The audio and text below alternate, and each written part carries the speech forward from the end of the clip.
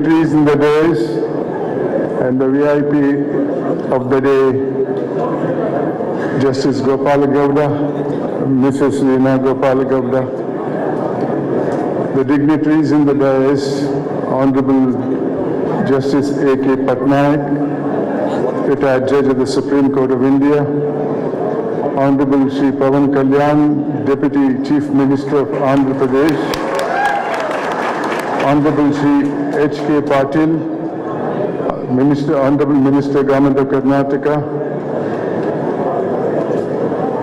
Honorable Shri G.T. Devegowda, Honorable Minister, Karnataka, the lawyers present here, the admirers of Justice Gopal Gowda present here, other invitees and ladies and gentlemen.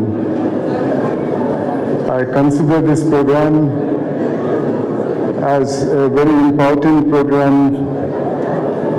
both socially as well as a program to be attended, because there is a lot of things to be followed from the proceedings of this evening. I say it's a valuable program because normally today in this present day society, people who are rich and powerful are alone felicitated. This is an exception to that rule, where a person who served not only the judiciary but also the society is recognized by the society and is being felicitated. Therefore, I congratulate the organizers for this program that has been organized today. I have known Justice Gopal Gowda ever since he entered the bar, maybe sometime in 1975. And thereafter, we have been good friends. The person is committed not only the implementation of law to its words, but also to his social thinking and social commitment. I wish Justice Gopal Gowda all the very best in the years to come, and to wish him that his goals will be achieved in the years to come, and God bless him. Thank you very much for giving me this opportunity. Good evening to all the dignitaries assembled here for the book release function of Sri Justice Gopal Gowda ji on the occasion of his 75th birthday celebration. It gives me an immense pleasure to be here on this occasion. Delighted to be a part in releasing the biography of a great human being, whom we lovingly call him as Manavatavadi. That's the apt title for his autobiography. And these are the key takeaways which I have taken from his life. He has often said that legislature, the administration, and the judiciary are the three organs of one living constitution.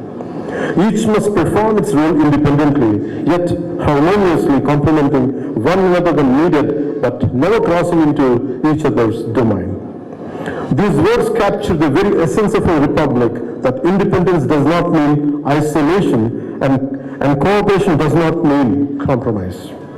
You have repeatedly reminded the judiciary, the government, and the bureaucracy that the ultimate duty of every institution is to protect the democratic spirit and uphold constitutional values. Your reflections on governance and justice are not about politics, they are about principle. The judiciary must show courage when power becomes overbearing and caution when power is balanced. On this special day, I pray to Lord Venkateshwara and Lord Manjunatha to bless Justice Gopal Gowda ji with long life and good health. May his wisdom continue to guide future generations, and may leaders like me always have the privilege to learn from his experience and ideals. And Jai Karnataka and Jai Hind.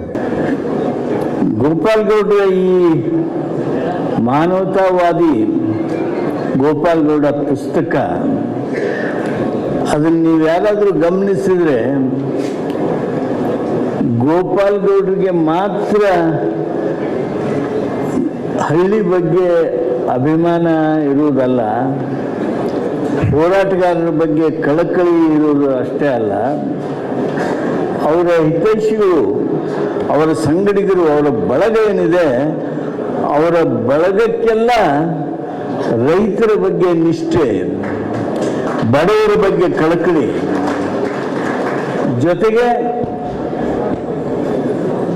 ಸಾಮಾನ್ಯನ ಧ್ವನಿಯಾಗಿರಬೇಕು ಅನ್ನುವಂಥ ಅವರ ಛಲ ಏನಿತ್ತು, ಆ ಛಲ ಎಲ್ಲರಲ್ಲಿನೂ ಇತ್ತು ಅಂದರೆ ಅವರ ಗೆಳೆಯರ ಬಳಗನ ಅಂಥದ್ದು ಅನ್ನೋದನ್ನು ಭಾಳ ಆನಂದದಿಂದ ಹೇಳ್ಬೋದು. ಅವ್ರಿಗೆ ಭಗವಂತ 100 ವರ್ಷ ಆಯುಷ್ಯ ಕೊಡಲಿ ಅಂತ ಹಾರೈಸಿ, ಅವ್ರಿಗೆ ಶಕ್ತಿ ಅಂದರೆ ಅವರೊಬ್ಬರೇ ಅಲ್ಲ, ಅವ್ರ ಮನೆಯವರು ಕೊಟ್ಟಿರ್ತಕ್ಕಂಥ ಶಕ್ತಿ, ಅವರು ಮನೆಯವರು ಕೊಟ್ಟಿರ್ತಕ್ಕಂಥ ಸ್ಫೂರ್ತಿ, ಅವ್ರ ಮನೆಯವರು ತುಂಬಿರ್ತಕ್ಕಂಥ ಧೈರ್ಯ ನನ್ನ ಗೋಪಾಲ್ ಗೌಡರಿಗೆ ವಿಶೇಷವಾಗಿ ತಮ್ಮದೇ ಆಗಿರ್ತಕ್ಕಂಥ ವ್ಯಕ್ತಿತ್ವವನ್ನು ರೂಪಿಸಿಕೊಳ್ಳೋದಕ್ಕೆ ಸಾಧ್ಯ ಆಗಿದೆ.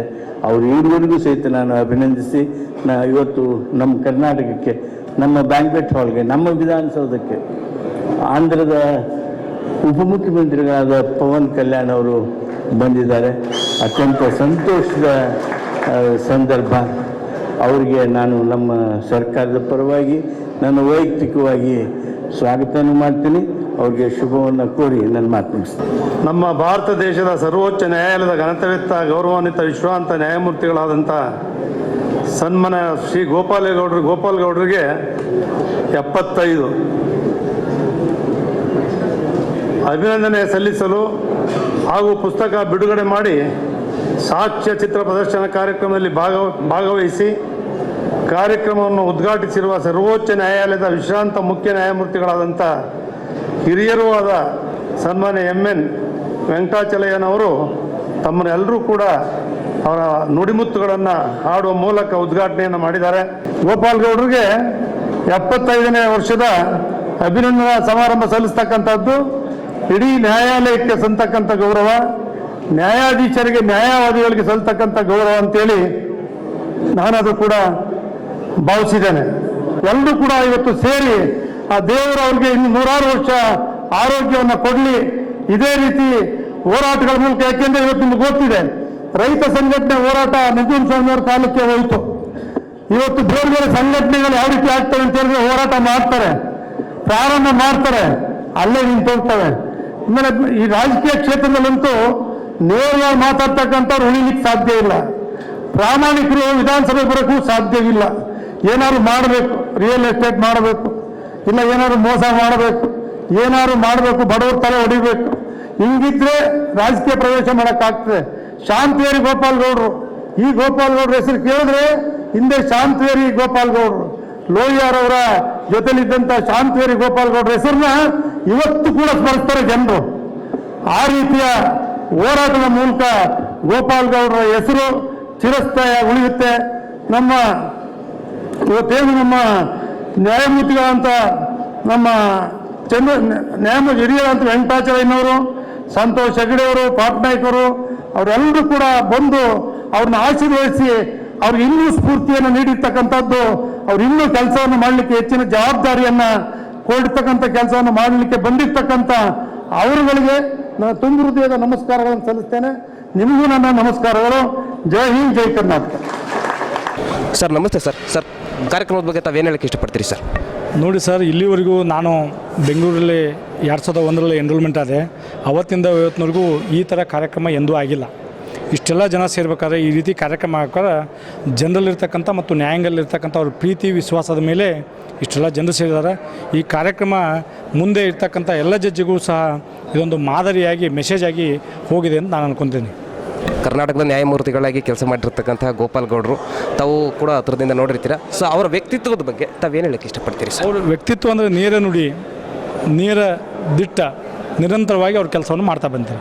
ಆ ಕೆಲಸವನ್ನು ಇವತ್ತಿನ ದಿವಸ ರಾಜ್ಯದ ಎಲ್ಲ ವಕೀಲರು, ನ್ಯಾಯಾಂಗ ಇಲಾಖೆ ಮತ್ತು ಸಾರ್ವಜನಿಕರು ಅದನ್ನು ಮೆಚ್ಚುಗೆ ಆಗುವಂಥ ಕೆಲಸವನ್ನು ಅವ್ರು ಮಾಡಿದ್ದಾರೆ ಅಂತ ಹೇಳ್ತಿದ್ದಕ್ಕೆ. ಸರ್, ಯಾವುದೇ ಕಾರ್ಯಕ್ರಮಗಳಿಗೂ ಇಷ್ಟು ಜನ ಸೇರತಕ್ಕಂಥದ್ದು ಅತಿ ಅಪರೂಪ. ಅಂಥದ್ರಲ್ಲಿ ಇಷ್ಟು ಜನ ಸೇರಿರ್ತಕ್ಕಂಥದ್ದು, ತಾವು ಇದ್ರ ಬಗ್ಗೆ ತಾವೇನು ಹೇಳ್ತೀರಿ ಸರ್? ಇದೇ ಒಂದು ಆಶ್ಚರ್ಯ ಸರ್. ಅವರು ಜನರ ಜೊತೆಗೆ ಮತ್ತು ನ್ಯಾಯಾಂಗ ಜೊತೆಗೆ ಏನು ನಡ್ಕೊಂಡಿದಾರಲ್ಲ, ಅದೇ ಇದಕ್ಕೆ ಸಾಕ್ಷಿ. ಇವತ್ತೇನು ಸೇರಿದ್ದಾರೆ, ಇವತ್ತು ವಕೀಲರು, ಜಡ್ಜಸ್ಸು ಹಾಗೂ ಸಾರ್ವಜನಿಕರು, ಕಕ್ಷಿದಾರರು ಸಹ ಇವತ್ತೇನು ಸೇರಿದಾರಲ್ಲ, ಅದೇ ಅದಕ್ಕೆ ಸಾಕ್ಷಿ. ಅವರ ವ್ಯಕ್ತಿತ್ವ ಈ ನಿಟ್ಟಿನಲ್ಲಿ ಬೆಳೆದುಕೊಂಡು ಬಂದಿದೆ ಅಂತ ಹೇಳಿಕ್ಕೆ ಇಚ್ಛೆಪಡ್ತಾ ಇದ್ದೀನಿ. ಸರ್, ಪುಸ್ತಕದ ಟೈಟಲ್ ನೀವು ನೋಡಿರ್ಬೋದು, ಮಾನವತಾವಾದಿ ಅಂತ ಇದೆ. ತುಂಬ ಸ್ಪೆಷಲ್ ಆಗಿದೆ, ತುಂಬ ವಿಶೇಷವಾಗಿದೆ. ಸೊ ಅದ್ರ ಬಗ್ಗೆ ತಮ್ಮ ಅಭಿಪ್ರಾಯ ಏನು ಸರ್? ಮಾನವತಾವಾದಿ ಅನ್ನೋ ಶಬ್ದದ ಮೇಲೆ ನಾವು ವಿವರಣೆ ಕೊಡ್ತಾ ಹೋದ್ರೆ ನಿರಂತರ 1.5 ತಾಸಾಗುತ್ತೆ. ನಿಮ್ಮ ಮಾಸ TV ಎಲ್ಲ ಸದಸ್ಯರಿಗೆ ಏನು ಹೇಳ್ತೀನಿ ಅಂದ್ರೆ, ಆ ಟೈಟಲ್ ಹೇಳುವಾಗೆ ಅವರು ಬೆಳೆದಿದ್ದಾರೆ ಅನ್ನುವಂಥ ಮಾತನ್ನು ನಿಮ್ಮ ಮಾಸ್ ಟಿ ವಿ ಪ್ರಕಾರ ಎಲ್ಲ ವೀಕ್ಷಕರು ಹೇಳಲಿಕ್ಕೆ ಇಚ್ಛೆಪಡ್ತಾ ಇದ್ದಾರೆ. ಧನ್ಯವಾದ. ಆಗಿತ್ತು ಇವತ್ತಿನ ನನ್ನ ಹೆಸರು ಕನಕರಾಜ್ ಅಂತ. ನಾನು ಮುಂಚೆ ಜಾಯಿಂಟ್ ರಿಜಿಸ್ಟ್ರಾರ್ ಪ್ರೋಟೋಕಾಲ್ ಹೈಕೋರ್ಟಲ್ಲಿದ್ದೆ. ಈಗ Karnataka state bar council chief coordinator. ಇವ್ರನ್ನ ಡೇ ಒನ್ನಿಂದ ನೋಡಿರೋನು ನಾನೊಬ್ಬನೇ. ಸರ್ ಕಾರ್ಯಕ್ರಮದ ಬಗ್ಗೆ ತಾವೇನು ಹೇಳಕ್ಕೆ ಇಷ್ಟಪಡ್ತೀರಿ ಸರ್? ಬಗ್ಗೆ ನಂಬರ್ ಒನ್, ಈ ಫಂಕ್ಷನ್ ಬಗ್ಗೆ ಮಾತಾಡ್ಬೇಕಂದ್ರೆ ಮಾತುಗಳೇ ಇಲ್ಲ ಹೇಳ್ಬೇಕಂದ್ರೆ. ಆಮೇಲೆ ಇವ್ರದ್ದು ಗೋಪಾಲ್ ರೋಡದು ಜಸ್ಟಿಸ್ ಗೋಪಾಲ್ ರೋಡರು ನೀವು ಏನಿ ಪ್ರೋಗ್ರಾಮ್ ನೋಡಿ, ಏನು ಇಷ್ಟು ಒಬ್ಬರು ಇಬ್ಬರು ಜನ ಇರಲ್ಲ, ಸಾವಿರಾರು ಜನ. ಇಲ್ಲಿ ಜಾಗ ಚಿಕ್ಕದಿಂದ ಇಷ್ಟು ಕಮ್ಮಿ ಇದೆ, ಲಕ್ಷಾಂತರ ಜನ. ನಾನು ಕೋಲಾರಲ್ಲಿ ಫಂಕ್ಷನ್ಲೇ ನೋಡಿದ್ದೀನಿ. ನಾನು ಕೋಲಾರಲ್ಲಿ CM ಸಿದ್ದರಾಮಯ್ಯನ ಕರೆಸಿ, ಅಂದರೆ ಇಡೀ ಕ್ಯಾಬಿನೆಟನ್ನೇ ಕರೆಸಿದ್ರಲ್ಲಿ ಹೇಳ್ಬೇಕಂದ್ರೆ. ಅಷ್ಟು ಜನಪ್ರಿಯತೆ ಅವ್ರು ನೋಡಿ. ರಾಜಕೀಯದಲ್ಲಿ ಇಲ್ಲದೇ ಇದ್ರೂ ರಾಜಕೀಯ ಜನಕ್ಕೂ ಮಾಮೂಲಿ ಆರ್ಡಿನರಿ ಜನಕ್ಕೆ ಎಷ್ಟು ಹೆಲ್ಪ್ ಮಾಡಬೇಕು ಜೀವನದಲ್ಲಿ ಮ್ಯಾಕ್ಸಿಮಮ್ ಮಾಡ್ಯಾರ ನನ್ನ ಪ್ರಕಾರ, ನಾನು ನೋಡ್ದಂಗೆ. ಬಿಕಾಸ್ ನಾನು ನಂಬರ್ ಒನ್ನಿಂದ ಪ್ರೋಟೋಕಾಲ್ ಆಫೀಸರ್ ಅವ್ರಿಗೆ ನಂಬರ್ ಒನ್. ಇಲ್ಲಿ ಹೈಕೋರ್ಟಲ್ಲಿ ಜಡ್ಜ್ ಆಗಿದ್ದಾಗಿಂದ ಸುಪ್ರೀಂ ಕೋರ್ಟ್ ಹೋಗೋವರೆಗೂ ನಾನೇ I was only joint registrar protocol for honourable judge. ಕಾರ್ಯಕ್ರಮದ ಬಗ್ಗೆ ಮಾತ್ರ ತುಂಬ ಅದ್ಭುತವಾದ ಪ್ರೋಗ್ರಾಮ್ ಇದು. ಇದ್ರ ಬಗ್ಗೆ ಎರಡನೇ ಮಾತೇ ಇಲ್ಲ. ಆಮೇಲೆ ಗೋಪಾಲ್ ಗೌಡ್ರು ಅಂದರೆ ಹೇಳಿ ಅವ್ರ ಹೆಸರು ಕೇಳಿದ್ರೆ 100 ಜನ ಸೇರ್ತಾರೆ. ಅವ್ರು ನ್ಯಾಯಾಧೀಶ ಅಂತ ಅಲ್ಲ, ನಾನು ಹೇಳ್ದು ಒಂದು ಜೀವನದಲ್ಲಿ ಅವ್ರೇನಂದ್ರೆ ಯಾರು ಬದುಕಬೇಕಾದ್ರೂ ವಿತ್ ಡಿಗ್ನಿಟಿ ಡೆಕೋರಮ್ ಅಂತ ಯೂಸ್ ಮಾಡ್ತಾರೆ. ಅಬ್ಸರ್ವ್ ಮಾಡಿ ಅವ್ರ ವರ್ಡಿಂಗ್ಸ್ ಯಾವಾಗಲೂ ಅಷ್ಟೇ. ಒಂದು ಆರ್ಡಿನರಿ ಜನ ಕೂಡ ಡಿಗ್ನಿಟಿ ಡೆಕೋರಮ್ ಮೇಂಟೈನ್ ಮಾಡೋದು. ಡಿಗ್ನಿಟಿ ಲೈಫ್ ಎಂಥವ್ರು ಲೇಬರರ್ಗೂ ಕೊಡಬೇಕು ಅಂತ ಅವ್ರದ್ದು ಇಚ್ಛೆ ಅದಕ್ಕೆ ನಡೀತಾ ಇದೆ. ಅದಕ್ಕೋಸ್ಕರ ತುಂಬ ಹೋರಾಟ ಮಾಡೋದು ಏಕೈಕ ವ್ಯಕ್ತಿನೇ ಜಸ್ಟಿಸ್ ಗೋಪಾಲ್ ಗೌಡ್ರು. ಸೊ ಹತ್ರದಿಂದ ನೋಡಿದಂತಹ ವ್ಯಕ್ತಿಗಳು ಅವ್ರನ್ನ ಡೌನ್ ಟು ಅರ್ತ್ ಅಂತ ಕೂಡ ಹೇಳ್ತಾ ಇದ್ದಾರೆ ಸರ್ ಬಗ್ಗೆ. ಸರ್ ತುಂಬ ಥ್ಯಾಂಕ್ ಯು ಸರ್. ಸರ್, ನಾನು ಪ್ರವೀಣ್ ಗೌಡ ಅಂತೇಳಿ ಬೆಂಗಳೂರು ವಕೀಲರ ಸಂಘದ ಪ್ರಧಾನ ಕಾರ್ಯದರ್ಶಿ ಆಗಿದ್ದೇನೆ. ಸರ್ ಬಗ್ಗೆ ಗೋಪಾಲ್ ಗೌಡ್ರು ಸರ್ ಬಗ್ಗೆ ತಮ್ಮ ವಿಶೇಷವಾದ ಮಾತುಗಳು ಏನೇನು ಹೇಳಕ್ಕೆ ಇಷ್ಟಪಡ್ತೀರಿ ಸರ್ ಬಗ್ಗೆ? ಸರ್, ಗೌಡ್ರ ಬಗ್ಗೆ ಮಾತಾಡಬೇಕು ಅಂತಂದರೆ ಒಂದು ದಿವಸವೆಲ್ಲ ಮಾತಾಡಿದ್ರೂ ದಿನ ಗಂಟೆಗಳು ಸಾಕಾಗಲ್ಲ ಅಂತ ಈ ಸಂದರ್ಭ ಹೇಳ್ತೀನಿ. ಒಂದೇ ಮಾತಲ್ಲಿ ಹೇಳಬೇಕು ಅಂತಂದರೆ, ಧ್ವನಿ ಇಲ್ದಲೇ ಇರ್ತಕ್ಕಂಥವ್ರಿಗೆ ಧ್ವನಿಯಾಗಿರ್ತಕ್ಕಂಥ ವ್ಯಕ್ತಿ ಗೋಪಾಲ್ ಗೌಡ್ರು ಅಂತ ಹೇಳಿದ್ರೆ ತಪ್ಪಾಗಲಾರ್ದು. ಅವರು ಏನು ಜಜ್ಮೆಂಟ್ ಕೊಡ್ತಾರೆ, ಇದುವರೆಗೂ ತೀರ್ಪನ್ನು ಕೊಟ್ಟಿರೋದು, ಅದು ತೀರ್ಪು ಮಾತ್ರ ಅಲ್ಲ, ಅದರಲ್ಲಿ ಕೊಟ್ಟಿರ್ತಕ್ಕಂಥ ತೀರ್ಪಲ್ಲಿ ನ್ಯಾಯದಾನವೂ ಆಗಿರ್ತದೆ ಅಂತ ಈ ಸಂದರ್ಭದಲ್ಲಿ ನಾನು ಹೇಳಿಕ್ಕೆ ಇಚ್ಛೆ ಪಡ್ತೇನೆ. ನ್ಯಾಯಾಂಗ ವ್ಯವಸ್ಥೆಯಲ್ಲಿ ಒಬ್ಬ ಉನ್ನತ ನ್ಯಾಯಮೂರ್ತಿ ಅಂತ ಅಂದರೆ ಗೋಪಾಲ್ ಗೌಡ್ರು ಒಬ್ಬರು ಅಂತ ನಾನು ಈ ಸಂದರ್ಭದಲ್ಲಿ ಹೇಳಲಿಕ್ಕೆ ಇಚ್ಛೆ ಪಡ್ತೀನಿ ಸರ್, ಈ ಕಾರ್ಯಕ್ರಮ ತಾವು ಪ್ರತ್ಯಕ್ಷದರ್ಶಿಯಾಗಿದ್ದೀರಿ, ಸಾಕ್ಷಿಯಾಗಿದ್ದೀರಿ, ಮತ್ತು ಈ ಸಂದರ್ಭದ ಬಗ್ಗೆ ಮತ್ತು ಈ ಕಾರ್ಯಕ್ರಮದ ಬಗ್ಗೆ ತಾವೇನು ಹೇಳಕ್ಕೆ ಇಷ್ಟಪಡ್ತೀರಿ ಸರ್? ಸರ್, ಬೇರೆ ಯಾರೇ ಒಬ್ಬ ನ್ಯಾಯಮೂರ್ತಿಗಳಿಗೆ ಇದ್ದಾರೆ, ಇಲ್ಲ ಅಂತ ನಾನು ಹೇಳಲಿಕ್ಕೆ ಹೋಗೋದಿಲ್ಲ. ಇವತ್ತಿನ ದಿವಸದಲ್ಲಿ ಒಬ್ಬ ನ್ಯಾಯಮೂರ್ತಿಗೆ ರಾಜಕಾರಣಿಗಳು, ಪಿಕ್ಚರ್ ಸ್ಟಾರ್ಗಳಿಗೆ ಸೇರ್ತಕ್ಕಂಥ ಏನು ಜನಸಮೂಹ ಇದೆ, ಆ ಒಂದು ಜನಸಂದಾಣಿ ಗೋಪಾಲ್ ಗೌಡ್ರಿಗೆ ಸೇರ್ತಾರೆ ಅಂದರೆ ಅವ್ರಿಗಿರ್ತಕ್ಕಂಥ ವ್ಯಕ್ತಿತ್ವ ಮತ್ತು ಅವ್ರಿಗೇನು ಕಾಳಜಿ ಇರ್ತಕ್ಕಂಥದ್ದು, ಬಡವ್ರ ಮೇಲೆ, ಜನಗಳ ಮೇಲೆ ಇರ್ತಕ್ಕಂಥ ಕಾಳಜಿ, ಅವರು ಕೊಟ್ಟಿರ್ತಕ್ಕಂಥದ್ದು, ಸಮಾಜಕ್ಕೆ ಕೊಟ್ಟಿರ್ತಕ್ಕಂಥ ಕೊಡುಗೆ ಈ ಕಾರ್ಯಕ್ರಮದಿಂದ ನಮಗೆ ಅರ್ಥವಾಗ್ತದೆ. ಒಂದು ಯಾವುದಾದ್ರೂ ಒಬ್ಬ ಮನುಷ್ಯನ ವ್ಯಕ್ತಿತ್ವನ ನೋಡಬೇಕು ಅಂದರೆ, ಇಲ್ಲ ಸತ್ತಾಗ, ಮದುವೆನೋ ಮತ್ತೊಂದು ಕಾರ್ಯಕ್ರಮಗಳಲ್ಲಿ ಎಷ್ಟು ಜನ ಸೇರ್ತಾರೆ ಅನ್ನೋದ್ರ ಮೇಲೆ ಡಿಪೆಂಡ್ ಆಗ್ತದೆ. ಇವತ್ತು ನೋಡಿದಂಥ ಸಂದರ್ಭದಲ್ಲಿ ಇಲ್ಲಿ ನೆರೆದಿರ್ತಕ್ಕಂಥ ಜನ ನೋಡ್ತಂದರೆ ಅವರ ಒಂದು ವ್ಯಕ್ತಿತ್ವನ ನಾವು ನೋಡ್ಬೋದಾಗ್ತದೆ. ಸಾರು ಬಿಡುಗಡೆ ಮಾಡಲಿಕ್ಕೆ ಹೊರಟಿರ್ತಕ್ಕಂಥ ಪುಸ್ತಕದ ನೇಮು ಮಾನವತಾವಾದ ಅನ್ನೋ ವಿಶೇಷವಾಗಿದೆ. ಇದು ಒಂದು ಟೈಟಲ್. ಇದ್ರ ಬಗ್ಗೆ ತಮ್ಮ ಅಭಿಪ್ರಾಯ ಏನು ಹೇಳ್ಬೋದು? ಮಾನವತಾವಾದ ಅಂತ ಏನಿದೆ, ಈಗ ನಮ್ಮ ಕುವೆಂಪು ಅವರು ಹೇಳ್ತಕ್ಕಂಥ ಒಂದು ವಿಚಾರಣಾಗತವಾಗಿ ನಾವು ಅವರ ಮನಸ್ಥಿತಿಯನ್ನು ಹೋಲಿಸ್ಕೊಂಡಾಗ ನಮ್ಮ ಜಸ್ಟಿಸ್ ಗೋಪಾಲ್ ಗೌಡರು ಮನುಷ್ಯ ಕುಲ, ಮಾನವ ಕುಲ ಅಂತಕ್ಕಂಥದ್ದೊಂದು, ಅದಕ್ಕೆ ಜಾತಿ ಇಲ್ಲ, ಧರ್ಮ ಇಲ್ಲ, ಬಣ್ಣ ಇಲ್ಲ, irrespective of caste, creed, religion, ಇದೆಲ್ಲನೂ ಮೀರಿ ಬರೆದಿರ್ತಕ್ಕಂಥ ಪುಸ್ತಕ ಅಂತ ನಾನು ಈ ಸಂದರ್ಭದಲ್ಲಿ ಹೇಳಲಿಕ್ಕೆ ಇಚ್ಛೆಪಡ್ತೇನೆ. ನಾನು ಶ್ವೇತಾ ರವಿಶಂಕರ್ ಅಂತ, ಬೆಂಗಳೂರು ವಕೀಲರ ಸಂಘದ ಖಜಾಂಚಿ. ವಕೀಲರು ವೇಣುಗೋಪಾಲ್ ಅಂತ, ನಮ್ಮ ಸಂಘದ ಸದಸ್ಯರು, ವೆರಿ ಆ್ಯಕ್ಟಿವ್ ಯಂಗ್ಸ್ಟರ್ ಈಗ ಸದ್ಯದಲ್ಲಿ. ಮೇಡಮ್, ಸರ್ ಗೋಪಾಲ್ ಗೌಡ್ರ ಬಗ್ಗೆ ಹೇಳೋದಾಯಿತು ಅಂತಂದರೆ ಚಿಕ್ಕದಾಗಿ 2 ಮಾತು ಏನು ಹೇಳಕ್ಕೆ ಇಷ್ಟಪಡ್ತೀವಿ ಮೇಡಮ್? ಮೊದಲನೇದಾಗಿ ಈ ಒಂದು ಶುಭ ಸಂದರ್ಭದಲ್ಲಿ ಅವರಿಗೆ ಹಾರ್ದಿಕ ಶುಭಾಶಯಗಳನ್ನು ಹೇಳ್ತೇನೆ. ಮತ್ತು ಈ ಒಂದು ಜನ್ಮದಿನದ ಶುಭಾಶಯಗಳು ನಮ್ಮ ಬೆಂಗಳೂರು ವಕೀಲರ ಸಂಘದ ಪರವಾಗಿ ಅವರಿಗೆ ಅಭಿನಂದನೆಗಳನ್ನು ತಿಳಿಸ್ತೇನೆ. ನಾನು ಕಂಡಂತಹ ಗೋಪಾಲಗೌಡರು ನ್ಯಾಯಮೂರ್ತಿಗಳು, ಅವರು ಜಡ್ಜ್ ಆಗಿದ್ದಾಗ ಅವರ ಒಂದು ಕೋರ್ಟ್ ಹಾಲಲ್ಲಿ ಆ ಫೋರ್ಸ್, ಎನರ್ಜಿ, ಆ ಶಕ್ತಿ, ಅವ್ರು ಮಾಡುವಂಥ ಜಡ್ಜ್ಮೆಂಟ್ ಡೆಲಿವರಿ ಏನಿತ್ತು ಅದನ್ನು ನಾನು ಆಗುತ್ತಾನೆ ಬಂದಾಗ ಅದನ್ನೊಂದು ಮಾದರಿಯಾಗಿ, ಒಂದು ರೋಲ್ ಮಾಡೆಲ್ ಆಗಿ, ನನಗೆ ಇನ್ಸ್ಪೈರ್ ಆಗಿ ನಾನು ವಕೀಲರ್ ಆಗಿ ಸಕ್ಸಸ್ ಆಗಬಲ್ಲೆ ಅನ್ನುವಂಥ ಒಂದು ಶಕ್ತಿಯನ್ನು ತುಂಬ್ತಿತ್ತು. ಹಾಗೆ ನಾವು ಬೆಳೆದಾಗಲೇ ಅವರು ಬೆಳೆದುಬಿಟ್ರು. ಒರಿಸ್ಸಾ ಚೀಫ್ ಜಸ್ಟಿಸ್ ಆದರು, ತದನಂತರ ಸುಪ್ರೀಂ ಕೋರ್ಟ್ ಸರ್ವೋಚ್ಚ ನ್ಯಾಯಾಲಯದ ನ್ಯಾಯಮೂರ್ತಿಗಳಾದರು. ಅದಾದಮೇಲೆ ಹೀಗೆ ನಮ್ಮ ಮತ್ತು ಅವರ ಒಂದು ಗುರುಗಳು ಮತ್ತು ಶಿಷ್ಯೆ ಅಂತ ಹೇಳ್ಬೋದು. I am the true student of justice Gopal Gowda. Is the role model. His personality, ಅವರ ವ್ಯಕ್ತಿತ್ವ ಅಂತ ಹೇಳಿದರೆ, ಅವರು ಇಡೀ ಒಂದು ನಮ್ಮ ದೇಶದಲ್ಲಿ ಏನು ಯುವ ಜನಾಂಗ ಇದೆ, ಯುವಶಕ್ತಿ ಏನಿದೆ, ಆ ಯುವಶಕ್ತಿಗೆ ಒಂದು ಚೇತನ ಸ್ವರೂಪ ಅಂತ ಹೇಳ್ತೇನೆ. ಅಂತಹ ಮಹಾನ್ ಚೇತನ ಈಗ 75 ವರ್ಷಗಳ ತುಂಬು ಜೀವನವನ್ನು ನಡೆಸ್ತಾ ಇದ್ದಾರೆ. ಅವರಿಗೆ ಇನ್ನಷ್ಟು ದೇವರು ಶಕ್ತಿ ಮತ್ತು ಈಗ ಇರುವಂಥ ಎಲ್ಲ ರೀತಿಯಂತಹ ಇದು ನಮಗೆ ಈ ಒಂದು ರಾಜ್ಯಕ್ಕೆ ಮತ್ತು ರಾಷ್ಟ್ರಕ್ಕೆ ಶಕ್ತಿಯಾಗಿ ಪರಿವರ್ತನೆ ಆಗಬೇಕು ಅಂತ ನಮ್ಮೆಲ್ಲರ ಕಳಕಳಿ. ಅವರ ಒಂದು ಜ್ಞಾನ ಸ್ವರೂಪ ಏನಿದೆ, ಆ ಜ್ಞಾನವನ್ನು ನಮ್ಮಂಥ ಯುವಕರಿಗೆ ಅದನ್ನು ದಾರೆ ಎರೀತಾ ಇದ್ದಾರೆ. ಸಂವಿಧಾನದ ಬಗ್ಗೆ ಅತ್ಯಂತ ಅವಗಾಹನ ಇರುವಂಥ ಏಕೈಕ ನ್ಯಾಯಮೂರ್ತಿಗಳು ಅಂತಲೇ ಹೇಳ್ಬೋದು. ನಮಗೆ ಅವರು ಈ ರಾಷ್ಟ್ರದ ರಾಷ್ಟ್ರಪತಿ ಆಗಬೇಕು ಅನ್ನೋಂಥದ್ದು ಭಾರಿ ಏನು ಹೇಳ್ತಾರೆ ಒಲವು. ನಮಗೆ ಈ ದೇಶವನ್ನು ಮುನ್ನಡೆಸುವಂಥ ರಾಷ್ಟ್ರಪತಿ ಆಗಬೇಕು, ಪ್ರಥಮ ಪ್ರಜೆ ಆಗಬೇಕು ಅನ್ನೋದು ನಮ್ಮ ಎಲ್ಲ ಇಡೀ ರಾಷ್ಟ್ರದ ಮತ್ತು ರಾಜ್ಯದ ಜನತೆಯ ವಕೀಲರ ಒಂದು ಆಕಾಂಕ್ಷೆ. ಸರ್, ಕಾರ್ಯಕ್ರಮದ ಬಗ್ಗೆ ಮತ್ತು ನಮ್ಮ ಸಾರ್ ಬಗ್ಗೆ ತಾವು ಏನು ಹೇಳೋಕ್ಕೆ ಇಷ್ಟಪಡ್ತೀವಿ ಸರ್?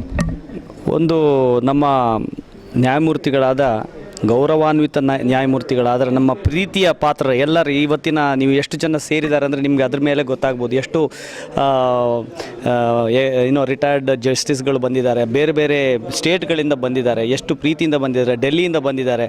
ನಾವೆಲ್ಲರೂ ಬಂದಿರುವಂಥ ಅವರ ಒಂದು ಪ್ರೀತಿ, ಅವರು ಈ ಒಂದು ಕ್ಷಣದಲ್ಲೂ ಕೂಡ ಅವರ ಒಂದು ನಿಷ್ಠೆ, ಅವರ ಕೆಲಸದ ಒಂದು ಯಾವುದೇ ಆಗಲಿ ಈ ಕಾರ್ಯಕ್ರಮ ಬಗ್ಗೆ ಆದರೂ ಅಷ್ಟೇ ಅಷ್ಟು ಪ್ರೀತಿಯಿಂದ ಮಾಡಿದ್ದಾರೆ. ಅವ್ರದ್ದೇ ಆದ ಒಂದು 75th ಬರ್ತ್ಡೇ ಇರ್ಬೋದು, ಬಟ್ ಅದರಲ್ಲೂ ಕೂಡ ಅವರ ಒಂದು ಕಾರ್ಯನಿಷ್ಠೆ, ಒಂದು ಕೆಲಸದ ಒಂದು ನಿಷ್ಠೆಯನ್ನು ನೋಡಿ ನಾವೆಲ್ಲ ಅದರಿಂದ ಒಂದು ಮೋಟಿವೇಶನ್ನ ತೊಗೊಳ್ಬೇಕಷ್ಟೇ. ಹಾಗೂ ನಮ್ಮ ಶ್ವೇತಾ ಮೇಡಮ್ ಹೇಳಿದರು, ಅವರು ನಮ್ಮ ದೇಶದ ಪ್ರಥಮ ಪ್ರಜೆ, ನಮ್ಮ ರಾಷ್ಟ್ರಪತಿಗಳಾಗಬೇಕು ಅಂತ ಹೇಳಿ.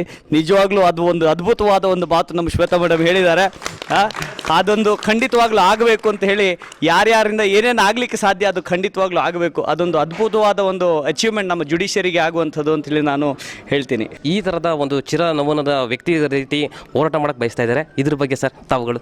ನಾನು ಇನ್ಫ್ಯಾಕ್ಟ್ ಶಾಕ್ ಆಗಿಬಿಟ್ಟೆ. Actually at 75 he is still looking at just 45. ಆಮೇಲೆ ಅವರು ಯಾವ ರೀತಿಯಲ್ಲಿ ಒಂದು ಧೈರ್ಯದಲ್ಲಿ ಹೇಳಿದರು ಅಂದರೆ, I am 51, I am already thinking 51 ಅಂತ ಹೇಳಿ. But at 75 still says that at 100 I want to make my birthday celebration ಅಂಥೇಳಿ. ಆ ಒಂದು ಕಾನ್ಫಿಡೆನ್ಸು ಆ 25 ವರ್ಷದಲ್ಲಿ ಇನ್ನೂ ಅವ್ರು ಏನೇನು ನಮ್ಮ ಈ ಒಂದು ಸಮಾಜಕ್ಕೆ ಕೊಡಲಿಕ್ಕೆ ಸಾಧ್ಯ ಅಂತ ಹೇಳಿ ಗೊತ್ತಿಲ್ಲ. ಇವರು ಸರು ಅವರು ಯಾವ ರೀತಿಯಲ್ಲಿ ಅಂದರೆ, he always has upheld the rights in terms of constitution, irrespective of caste, religion, ಯಾವುದೇ ಒಂದು ಸೈಡ್ಗೆ ಇಟ್ಬಿಟ್ಟು ವಾಟ್ ದ ಕಾನ್ಸ್ಟಿಟ್ಯೂಷನ್ ಸೇಸ್ ಆ ಒಂದು ಡೈರೆಕ್ಷನಲ್ಲೇ ಅವರ ಒಂದು ಜಡ್ಜ್ಮೆಂಟ್ಸನ್ನು ಒಂದು ಕೊಟ್ಟಿರುವಂಥದ್ದು. ನಮ್ಮ ನಿಜವಾಗ್ಲೂ we are all thankful, we are all really proud that we had such wonderful person as hour judge in the supreme court representing in each place. Sir, let your love and affection B on us. Sir, ನಾನು Ramakrishnaiah, V Gopalagowda ಸಾಹೇಬ್ರ ಮನೆಯಲ್ಲಿ ನಾನು 1 ವರ್ಷ ಅವ್ರ ಸೇವೆಯನ್ನು ಮಾಡಿಕೊಂಡು ಕರ್ನಾಟಕ ಉಚ್ಚ ನ್ಯಾಯಾಲಯದಲ್ಲಿ ಶಾಖಾಧಿಕಾರಿ ಕೆಲಸ ಮಾಡ್ತಾಯಿದ್ದೀನಿ. ಸಾಹೇಬ್ರ ಬಗ್ಗೆ, ಅವ್ರು ಬಂದ ದಾರಿ ಬಗ್ಗೆ ನನಗೆ ಈ ಒಂದು ಫಂಕ್ಷನ್ ಬಗ್ಗೆ ಕೆಲವು ಅವರ ಬಗ್ಗೆ ಒಂದು ನುಡಿಗಳನ್ನು ಹೇಳ್ತೀನಿ. ಸಾಮಾನ್ಯವಾಗಿ ಸರಳ ವ್ಯಕ್ತಿತ್ವ, ಕೋಪ ಬಂದರೆ ಯಾರನ್ನೂ ಬಿಡಲ್ಲ ಇವರು ಸಾಹೇಬರು. ಆದರೆ ಬಡವರ ಬಾದಾಮಿ, ಬಡವರನ್ನು ಪ್ರೀತಿಸಿ ಕೆಳಮಟ್ಟ ಗುಡಿಸಲಲ್ಲಿ ಇರ್ತಕ್ಕಂಥವ್ರಿಗೆ ನಿರ್ಗತಿಕರ ಜನನಾಯಕ ಅಂತ ಹೇಳಿದ್ರು ತಪ್ಪಾಗಲ್ಲ. ಅವ್ರು ನಿಜವಾದ ನ್ಯಾಯಮೂರ್ತಿಗಳು. ನ್ಯಾಯವನ್ನು ಹೆಂಗೆ ಕೊಡಬೇಕು, ಬಡವನಿಗೆ ಹೆಂಗೆ ನ್ಯಾಯ ಒದಗಿಸಬೇಕು, ದಲಿತರಿಗೆ ಹೆಂಗೆ ನ್ಯಾಯ ಒದಗಿಸ್ಬೇಕು, ಶ್ರೀಮಂತರಿಗೆ ಹೆಂಗೆ ನ್ಯಾಯ ಒದಗಿಸ್ಬೇಕು, ಮತ್ತು ಮೆಟ್ಟಿ ಮೆರಿತಾ ಇರುವಂಥವ್ರನ್ನ ಹೆಂಗೆ ಮಟ್ಟ ಹಾಕಬೇಕು, ಎಲ್ಲ ಸೂತ್ರಗಳನ್ನು ಅರಿತು ಇವರು ನಮ್ಮ ರಾಜ್ಯಕ್ಕೆ ಮೇರು ಮಟ್ಟದಲ್ಲಿ ನ್ಯಾಯಾಧೀಶರಾಗಿ ತಮ್ಮದೇ ಸೇವೆಯನ್ನು ಮಾಡಿದ್ದಾರೆ. ಒಂದು ಪ್ರಾಧ್ಯಾಪಕರಾಗಿ ಕೆಲಸ ಮಾಡಿದ್ದಾರೆ. ಸರಳತೆ ಮಾತ್ರ, ಯಾರನ್ನೂ ದೂರ ತಳ್ಳಲ್ಲ, ಎಲ್ಲರನ್ನೂ ಸರ್ವೇ ಜನ ಸುಖಿನೋ ಭವಂತು ಅಂತ ಹೇಳಿ ಬಡವರ ಬಾದಾಮಿ ಅಂತೇಳಿ ಈ ಥರ ನ್ಯಾಯಮೂರ್ತಿಗಳು ಅಟ್ಲೀಸ್ಟ್ ಒಂದು 100ಕ್ಕೊಬ್ಬರು ಬಂದರೆ ನಮ್ಮ ದೇಶ ಸುಭಿಕ್ಷವಾಗಿರುತ್ತೆ. ಇವರು ಲಕ್ಷಕ್ಕೊಬ್ಬರು ಅಂತ ಹೇಳ್ಬೋದು, ಆದರೆ 100ಕ್ಕೊಬ್ಬರು ಈ ಥರ. ಹಂಗಾಗಿ ಇವರ ಒಂದು ಮಾರ್ಗ ನಾವೆಲ್ಲ ಅನುಸರಿಸೋಣ ಹೇಳ್ತಾ, ಇವರಿಗೆ 100 ವರ್ಷ ಮೇಲೆ ದಾಟಿ ಇನ್ನೂ ಹಲವಾರು ಸೇವೆ ಮಾಡಲಿಕ್ಕೆ ಅವಕಾಶ ಕೊಡಲಿ ಅಂತೇಳಿ ನಾನು ಅವರ ಶಿಷ್ಯ ಅಂತ ಹೇಳ್ತಾ ಧನ್ಯವಾದಗಳನ್ನು ಅರ್ಪಿಸಿ ಜೈ ಹಿಂದ್, ಜೈ ಕರ್ನಾಟಕ ಮಾತು. ಸರ್ ನಮಸ್ತೆ ಸರ್, ತಮಗೆ ಹುಟ್ಟುಹಬ್ಬದ ಶುಭಾಶಯಗಳು ಸರ್. Thank you. ತಮ್ಮ ಮಾನವತಾವಾದ ಪುಸ್ತಕನ ಇವತ್ತು ಬಿಡುಗಡೆ ಮಾಡ್ತಾ ಇದ್ದೀರಿ ಸರ್. ಈ ಪುಸ್ತಕದಲ್ಲಿ ಜನತೆಗೆ ಏನನ್ನ ನಿರೀಕ್ಷೆ ಇಟ್ಕೋಬೋದು ಓದುಗರಾಗಿ ಸರ್? ಸಮಾಜದ ಬದಲಾವಣೆಗೆ ವಕೀಲರ ಪಾತ್ರ ಬಹಳ ಗಣನೀಯವಾಗಿರ್ತಕ್ಕಂಥದ್ದು. ಸ್ವತಂತ್ರ ಹೋರಾಟದಲ್ಲಿ, ಸ್ವತಂತ್ರ ಸಂಗ್ರಾಮದಲ್ಲಿ ಭಾರತ ದೇಶಕ್ಕೆ ಸ್ವತಂತ್ರ ತಂದುಕೊಟ್ಟಿರ್ತಕ್ಕಂಥ ಸಂಗ್ರಾಮದಲ್ಲಿ ನಮ್ಮ ವಕೀಲರು ಬಹಳ ಮಹತ್ತರವಾಗಿರ್ತಕ್ಕಂಥ ಪಾತ್ರವನ್ನು ವಹಿಸಿದ್ದಾರೆ. ನಮ್ಮ ದೇಶಕ್ಕೆ 79 ವರ್ಷ ಸಂಸದೀಯ ಪ್ರಜಾಪ್ರಭುತ್ವವನ್ನು ಪಡೆದಿದ್ದೀವಿ. ಆದರೆ ನನ್ನ ಪ್ರಕಾರ ಇವತ್ತು 2ನೇ ಸ್ವತಂತ್ರ ಸಂಗ್ರಾಮ ನಡೀಬೇಕಾಗಿದೆ. ಅದಕ್ಕೆ ನಾಯಕತ್ವವನ್ನು ಪುನಃ ವಕೀಲ ಬಂಧುಗಳು ವಹಿಸಬೇಕಾಗಿದೆ. ದೇಶದ ಜನಸಂಖ್ಯೆ ಪ್ರಪಂಚದಲ್ಲಿ ಚೀನಾ ದೇಶ ಬಿಟ್ಟರೆ ಭಾರತ ದೇಶದಲ್ಲಿ 2ನೇ ಸ್ಥಾನದಲ್ಲಿ ನಾವಿದ್ದೀವಿ. ಹೊಸ ಆರ್ಥಿಕ ನೀತಿಯಿಂದ ಬರೀ ಬಂಡವಾಳವನ್ನು ಹೂಡ್ತಕ್ಕಂತಹ ಬಂಡವಾಳಶಾಹಿಗಳಿಗೆ ಮಾತ್ರ ಲಾಭವನ್ನು ಪಡಿತಕ್ಕಂಥದ್ದು ಒಂದು ಅವಕಾಶ ಸಿಗ್ತದೆ. ಬಂಡವಾಳ ಎಷ್ಟು ಮುಖ್ಯವೋ ಕೂಲಿ ಲೇಬರ್ ಅಂತಕ್ಕಂಥದ್ದು ಕೂಡ ಅಷ್ಟೇ ಪ್ರಾಮುಖ್ಯತೆ. ಈ ಹೆಚ್ಚಿನ ಶಿಕ್ಷಣವನ್ನು ಪಡೆದು ಇಂಜಿನಿಯರ್ಗಳು ವಿಶೇಷವಾಗಿ ಅಂತರ ಜಾತಿಯ ಮದುವೆಗಳು ನಡೀತಾ ಇವೆ. ಪ್ರೇಮ ಮಾಡಿಕೊಂಡು ಮದುವೆಗಳು ನಡೀತಾ ಇದೆ. ಆದರೆ 1 ವರ್ಷಕ್ಕೆ 3 ತಿಂಗಳಿಗೆ 6 ತಿಂಗಳಿಗೆ ವಿವಾಹ ವಿಚ್ಛೇದನಗಳು ನ್ಯಾಯಾಲಯದಲ್ಲಿ ಲಕ್ಷಾಂತರ ಕಟ್ಟಳೆಗಳು ಇಡೀ ಭಾರತ ದೇಶದಲ್ಲಿ ಕೌಟುಂಬಿಕ ನ್ಯಾಯಾಲಯಗಳಲ್ಲಿ ಇವೆ. ಇದು ಏನು ತೋರಿಸುತ್ತೆ ಅಂತ ಹೇಳಿದ್ರೆ, ಮನುಷ್ಯರ ಒಂದು ತಿಳುವಳಿಕೆ, ಮನೋಭಾವನೆಗಳು ಮಾನವೀಯ ಮೌಲ್ಯಗಳ ವಿರೋಧವಾಗಿ ನಡೀತಾ ಇದೆ. ಇದಕ್ಕೆ ನಮ್ಮ ವಕೀಲರ ಪಾತ್ರ ಬಹಳ ಮುಖ್ಯ ಅಂತ ನನ್ನ ಗಾಢವಾದ ನಂಬಿಕೆ. ಯುವ ವಕೀಲರು ಬರೀ ಹೋರಾಟ ಮಾಡ್ಕೊಂಡಿರಿ ಅಂತ ನಾನು ಹೇಳ್ತಾ ಇಲ್ಲ. ಅವರ ಪ್ರೊಫೆಷನನ್ನು ಮಾಡ್ತಾ ಈ ಉದ್ಯೋಗನೂ ಕೂಡ ಅವರು ಮಾಡಿಕೊಂಡು ಹೋಗಬೇಕು. ಅದು ಮಾಡಿದಾಗ ಸಮಾಜ ನಿಮ್ಮನ್ನು ರಕ್ಷಣೆ ಮಾಡ್ತದೆ. ಸರ್ ತಾವು 1951 ಸಂವಿಧಾನ ಜೊತೆಗೇ ಬಂದುಬಿಟ್ಟಿದ್ದೀರಿ ಸರ್. ಅದರಿಂದ ಕರ್ಕೊಂಡೇ ಬಂದುಬಿಟ್ರಿ ನೀವು. 1 ವರ್ಷಕ್ಕೆ ನಾನು ಹುಟ್ಟಿರೋದು. ಒಟ್ಟು ನೀವೇ ಕರ್ಕೊಂಡು ಬಂದಂಗೆ ಆಯಿತು ಸರ್. ನೀವು 1951 ನಿಮಗೆ ಡೇಟ್ ಆಫ್ ಬರ್ತು. ನಮ್ಮ ತಾಯಿ ಗರ್ಭದಲ್ಲಿದ್ದೆ ಅವಾಗ 51. ಆವಾಗ ತಾನೇ ಗರ್ಭದಲ್ಲಿ ಇದ್ದೀನೇನೋ ಅಂತ ನನ್ನ ಅನಿಸಿಕೆ.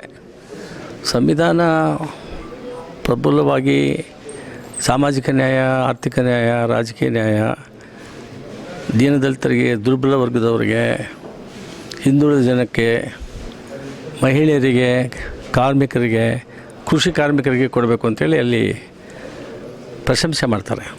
ಆದರೆ ಅದು ನಡೀತಾ ಇದೆಯಾ ಅಂದರೆ ಇಲ್ಲ.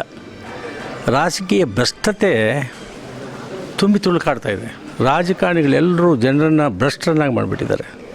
ಇದರ ಬಗ್ಗೆ ಸ್ವಲ್ಪ ನಾವು ಅವರಿಗೆ, ನಮ್ಮ ಜನರಿಗೆ, ನಿಮ್ಮ ಓಟಿನ ಹಕ್ಕನ್ನು ಮಾರಾಟ ಮಾಡ್ಕೋಬೇಡಿ, ಕಮಾಡಿಟಿ ಅಲ್ಲ ಅಂತ ಹೇಳಿ ಅವರಿಗೆ ಮನವರಿಕೆ ಮಾಡ್ಕೊಳ್ತಕ್ಕಂಥ ಕೆಲಸನ ವಕೀಲರು ಮಾಡಬೇಕು.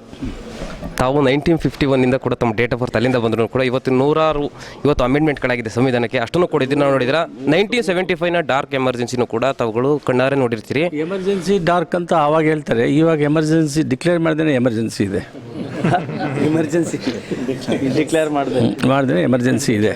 ಇಲ್ಲಾಂದರೆ ನಮ್ಮ ಸಮದ್ ಹೇಳಿದ್ರಲ್ಲ, ನಮ್ಮ ಸಮದ್ದು ಅವರು ಖಾಲಿದ್ದು 3 ವರ್ಷ ಆಯಿತು, ಜೈಲಲ್ಲಿದ್ದಾನೆ.